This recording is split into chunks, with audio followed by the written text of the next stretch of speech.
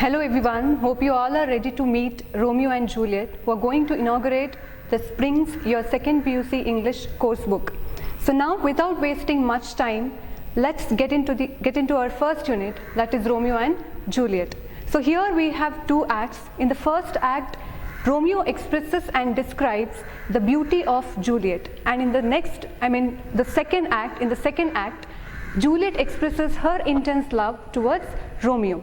So as you all know that this is the tragic drama, and it is written by the greatest writer of English literature and language, that is William Shakespeare.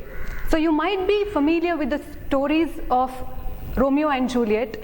So we have lots of legendary love stories, but still here, somewhere, the story of Romeo and Juliet that stand aloof from all the other stories. They still remain as the epitome of true love. Their love story is glorified all these years and over the years. So now, why they were epitome of, or why they were called as epitome of true love? Because they were passionate about one another. They were ready to die for each other, and they wanted to be together even after the death, and they were together even in the death.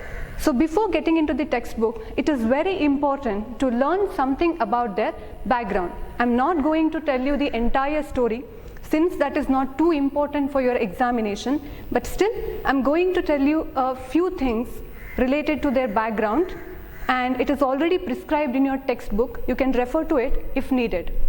So this story takes place in the beautiful country Verona. There lived two families called Montagues and Capulets.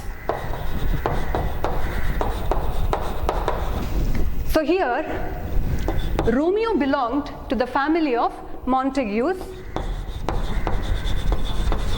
and Juliet belonged to the family of Capulets. And these two families are rivals. Rivals, which means enemies. So they were sworn enemies or staunch enemies. So to put it in an easy way, establishing cordial or friendly relationship between these two families was impossible. So the enmity and the hostility which was created between these two families was on the extreme level. They were even ready to attack each other. They were even ready to kill each other, even at the slightest provocation. So that is why being together, or Romeo and Juliet coming together or living together, was impossible task at that moment. But still, one day what happens? The Lord Capulet, Capuletus, the father of Juliet, he arranges a grand supper. Supper is nothing but a party. Again, remember that it is not so good to use the word party in the examination. It is better to use the term grand supper. Just for your understanding, I'm using the term party here. So here, one day, he hosted a grand supper at his palace. And obviously, he will not invite anyone from the family of Montagues, since they were sworn enemies. But still, our audacious hero, a brave hero, Romeo, he went there. Even though he was not invited by the Capulet, still he goes there in disguise. Disguise by hiding his real identity. Of course, because he is entering the territory of enemies. So that is why, still, by risking his own life, he goes there. Why he went there, that is a question mark. Of course, you might be thinking that he went there to see Juliet, but that is not true. Romeo attended the party in disguise by changing his own appearance to make sure that he should not be noticed by anyone from the enemy family. So it was an audacious step taken by Romeo. He went there to see Rosalind, his lady love, whom he was deeply in love with even before meeting Juliet. It's really funny to listen such kind of story, because he was already in love with a woman called Rosalind. So he went there by risking his life just to see Rosalind, not Juliet.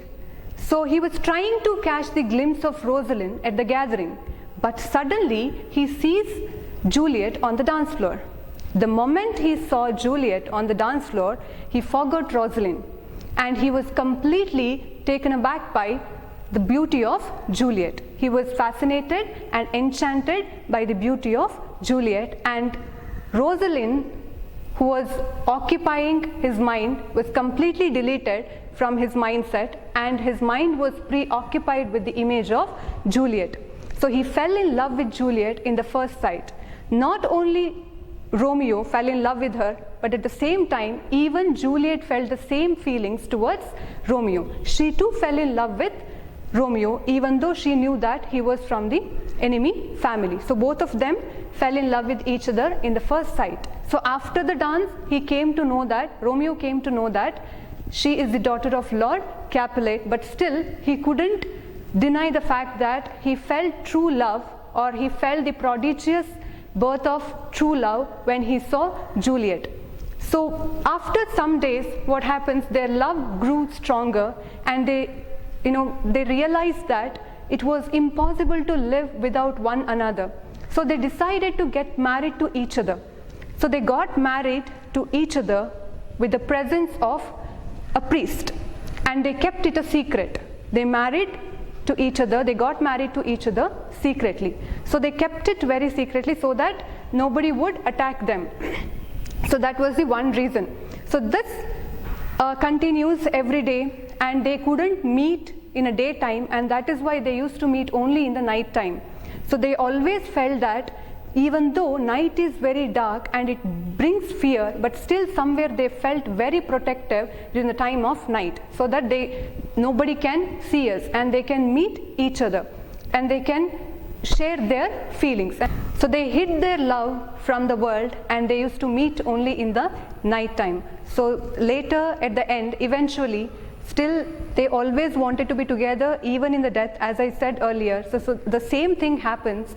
Unfortunately, they couldn't be together. The two families never let them to be together, and that is why they took the decision of committing suicide. She stabs herself and he drinks poison, and this is how their story ends. So this is the background story of Romeo and Juliet. As I said, the story is not important to you, and you need not write all these stories while answering the questions. The only thing you need to keep in your mind, the points and the imageries and the figures of speeches used here to express their feelings. So here Shakespeare uses figures of speeches like simile and metaphors and personifications. Shakespeare uses figures of speeches like simile and personification here just to bring out the intense and unconditional love of one another. So what do you mean by simile? Simile is nothing but comparing one thing to another thing of a different kind, just like brave as a lion or brave like a lion. So here as and like, that helps you to identify simile. And personification is nothing but giving human qualities to non-living things. So these two figures of speeches are used here to bring out the intense feelings of one another. And another thing, another imagery used here, that is dark and light, day and night. Somewhere these two imageries also contrast.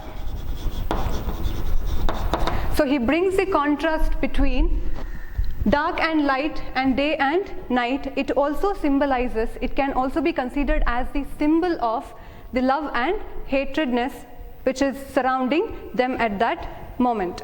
The contrast between dark and light, night and day, are constantly used here. It also symbolizes love and hate. So this is all about the background of and the things that you need to keep in your mind about Romeo and Juliet. And now we'll get into the textbook. I'll explain you line by line, and let's see the imageries which are important here.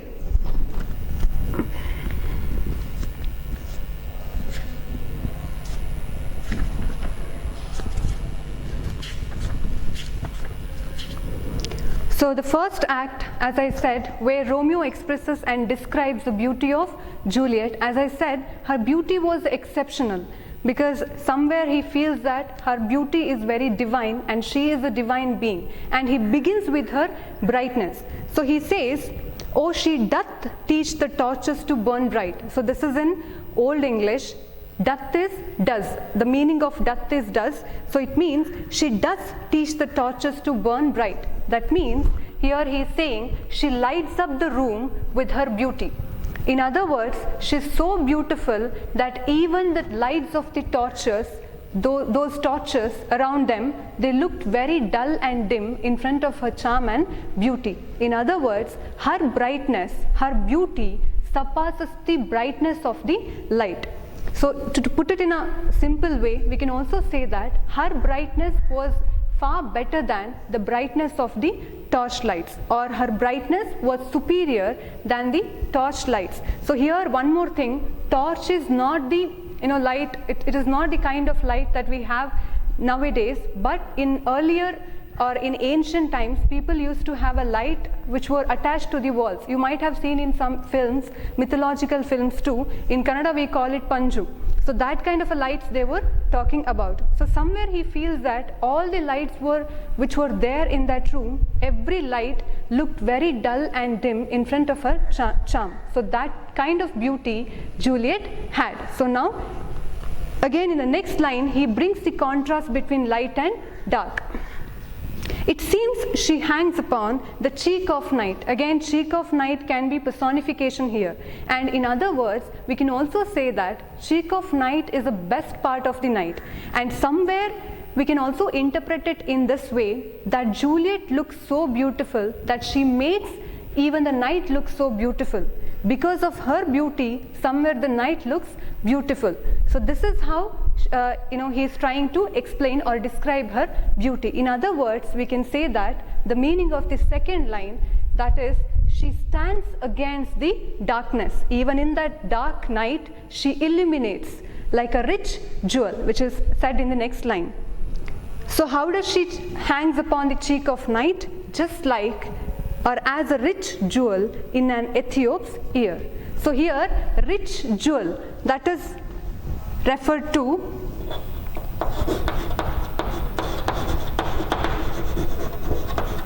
Juliet and Ethiops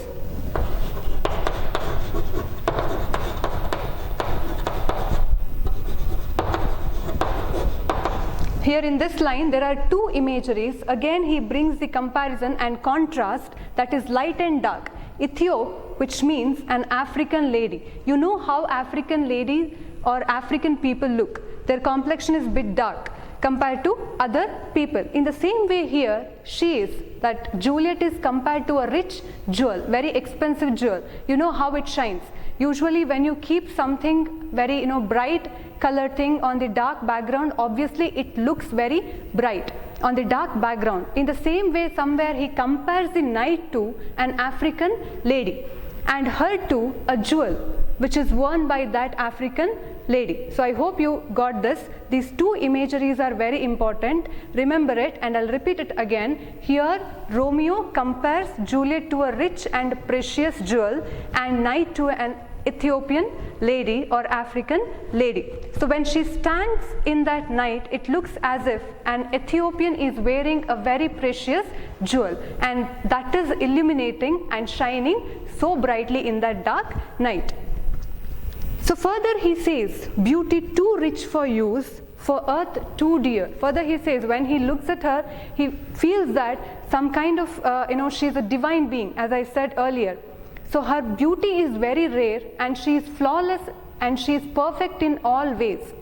And nothing can be compared to her beauty. This is what he is trying to say. And this beauty is too dear. Too dear is very expensive. The meaning of too dear, that is very expensive. And earth cannot make use of her. So when does the earth make use of people? After their death. So according to Romeo, he says that she doesn't belong to this earth. She belongs to the heaven, and she is a divine being.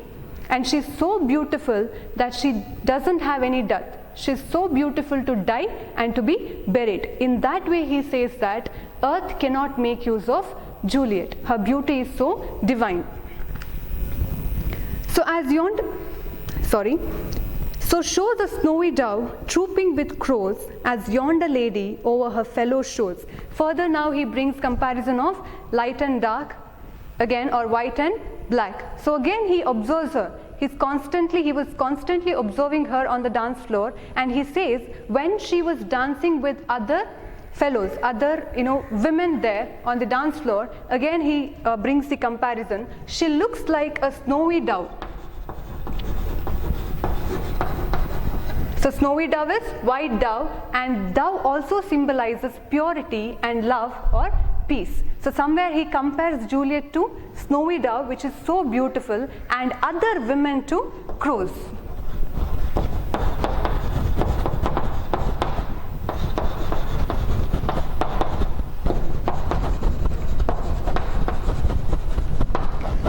So the funny thing is, Romeo went there just to see Rosalind, but now he is even comparing Rosalind to crows.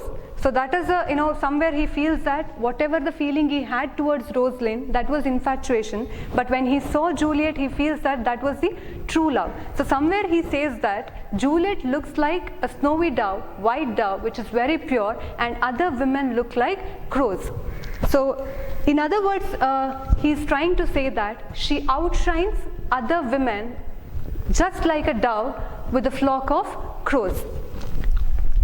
So shows a snowy dove trooping with crows, trooping here, flying with crows. So when she's dancing with the other fellow mates or other women on the dance floor, it looks as if a white dove is flying among the black crows. As yonder lady over her fellow shows, again, as yonder refers to distance or far away or over there. Here, yonder lady, that refers to Juliet. It is very important for 1 mark.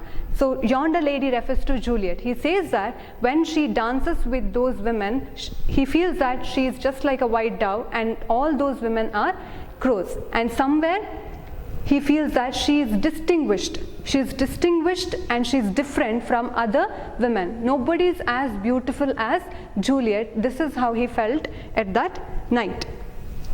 So the measure done, I'll watch her place of stand. Further he says, the dance is over now. The measure done, the meaning of the measure done, dance is over. The measure done, I'll watch her place of stand. So now he wants to talk to her.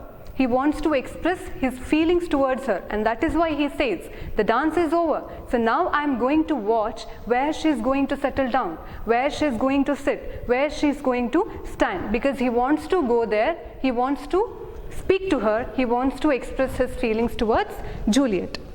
And touching hers, make blessed my rude hand. Further, not only that, he wants to touch her hand. As I said somewhere at this point, he is expressing his respect towards Juliet. So somewhere she is a kind of goddess to him. She looked like a goddess to him, and that is why he says, I want to go to her and I want to touch her hand and I want to make my hand blessed. And he considers his hand as ugly and rude because he was a warrior, and because of that his hand might be very rude and rough, and that is why he says by touching her hand he wants to make himself blessed. So it is a kind of divine feeling he had towards Juliet. Did my heart love till now? So again, further he questions himself. He is interrogating himself whether he had loved anyone till that night.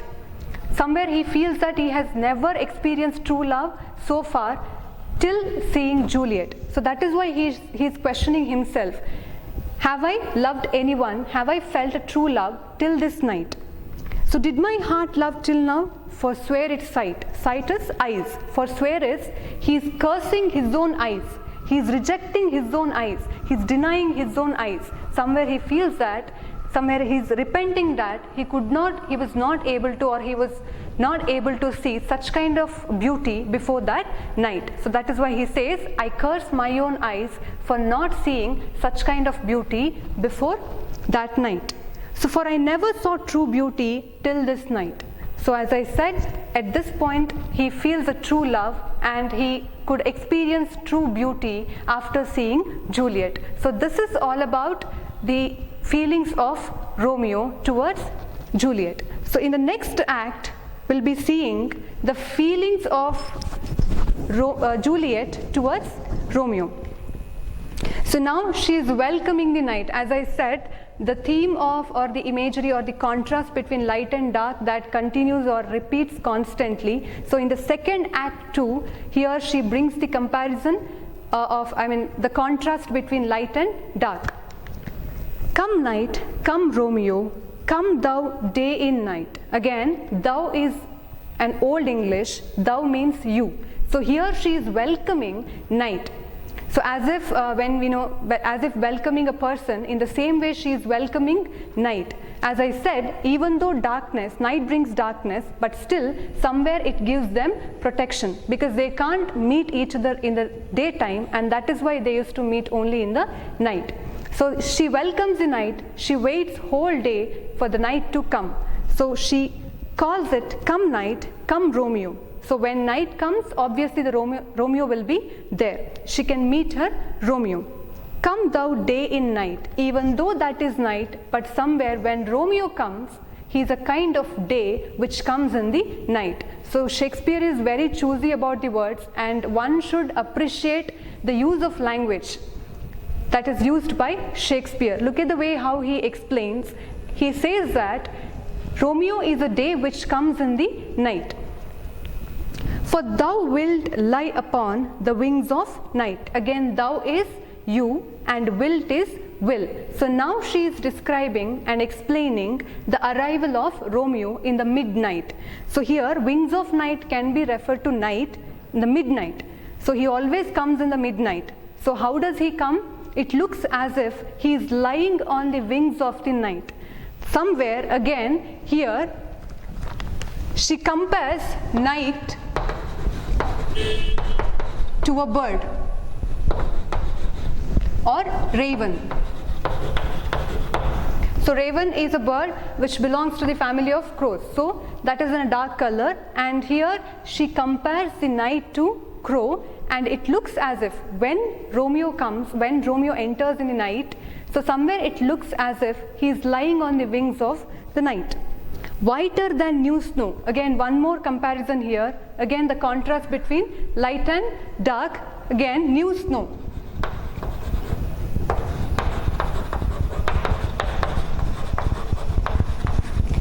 So here she compares Romeo to new snow and night to raven. Raven, as I said, a black bird.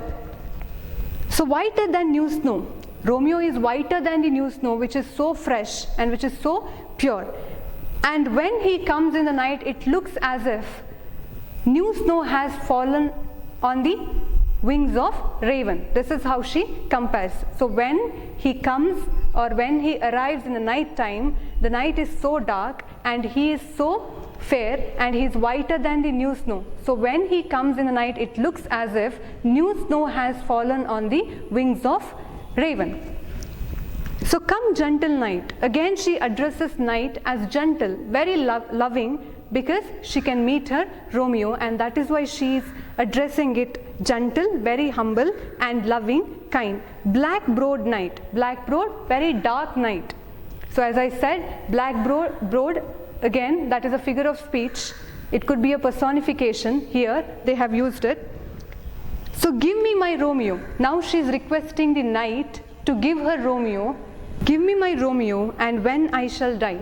Again, as I said earlier in the story, that they wanted to be together even after death, and that is why she says after her death Romeo has to be with her, and that is why she is requesting the night. She is sure that they cannot live without one another, and obviously if she is not alive, definitely he won't be alive. So she knows about this, and that is why she says that when I die or after my death, give my Romeo. So night, she is requesting the night to give her Romeo even after her death. Take him and cut him out in little stars. So now she is trying to immortalize Romeo. She doesn't want Romeo to die, but she wants him alive in the forms of stars. And that is why, again, this is important. How does Juliet immortalize Romeo? So for this, she wants him to be alive in the forms of, or she wants him to be immortalized in the forms of stars. And that is why she is asking the night, she is requesting the night to cut him out into little stars, or turn him into little stars after her death and place him in the sky. Take him and cut him out into little stars, and he will make the face of heaven so fine. So here, face of the heaven refers to the sky. So when he'll be turned into stars, and then he will be placed in the sky, and then the night looked so beautiful because of his charm, because Romeo will be there in the forms of stars. The entire world will admire the beauty of Romeo when he turns into little stars. He will make the face of heaven so fine that all the world will be in love with night. So when he becomes a star in the sky, the entire world will wait to see him in the night time, because usually, even though the sun is very bright, still we cannot stare at him for a longer time. He hurts, or the sun hurts our eyes. But stars are not like that. They glow. It soothes our mindset. When you look at the stars, it looks so beautiful in the night time, and that is why she says he is just like stars, and he has to be turned into stars after her death, and he will be placed in the sky, and he'll make the sky look so beautiful. And in other words, she's requesting the night to frame constellation. What do you mean by constellation? Constellation is nothing but, when you might have done this, there will be dots, and when you join each dot, it will be a picture or image of something or someone. So in the same way, she wants the night to frame a constellation in his image, so that she can be with him even after death. So in that way, she says that all the world will be in love with night and pay no worship to the garish sun. So when he is turned into little stars, and when he is placed in the sky, nobody will, the entire world will fall with the night, and nobody would pay attention to the garish sun. So this is how she expresses her feelings towards Romeo. So we'll just take down the important points from the Act 1 and Act 2. Let's recall what we studied just now. So let's list the important points that we have studied. So in the first act, we have seen some imageries. So in the first line, he is trying to say that her beauty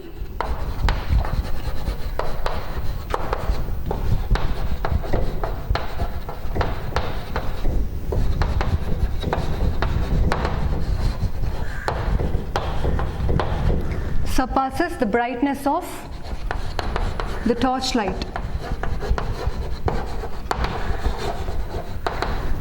So in the second line, he says she stands against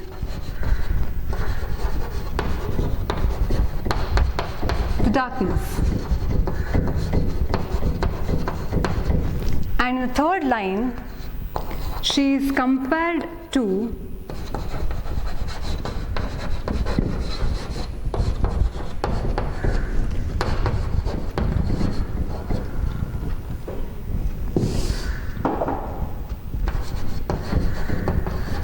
a rich jewel, and the night is compared to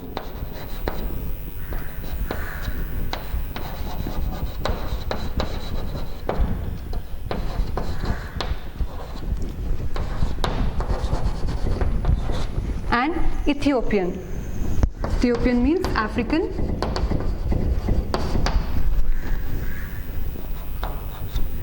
In the next line, she is compared again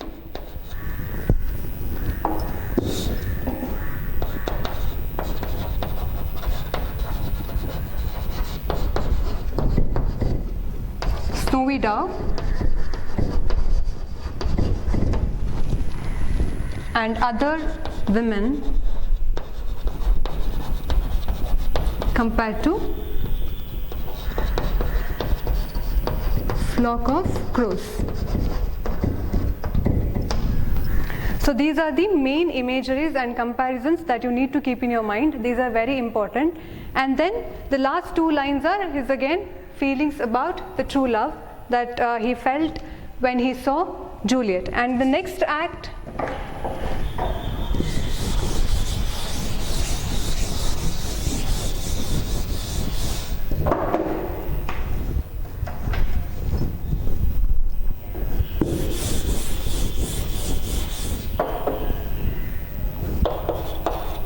she welcomes the night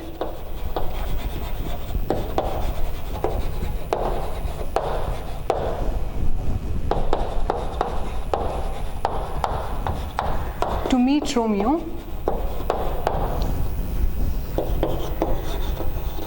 She describes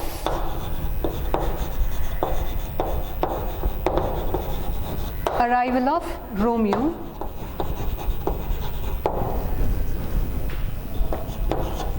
Here, night is compared to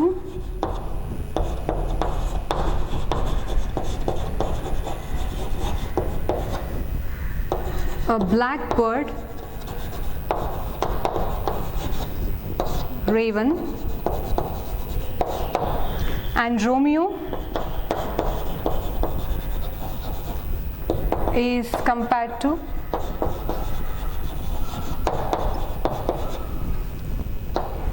snow, or his charm is considered as whiter than the snow.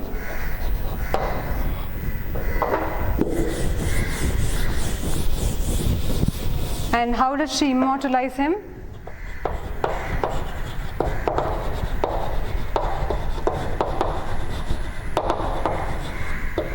She immortalizes Romeo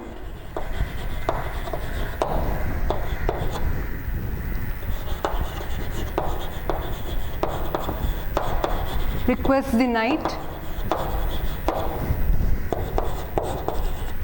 to turn him into little stars.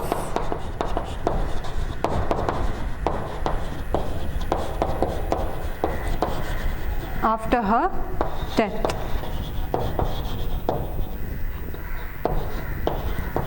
She wants him to be alive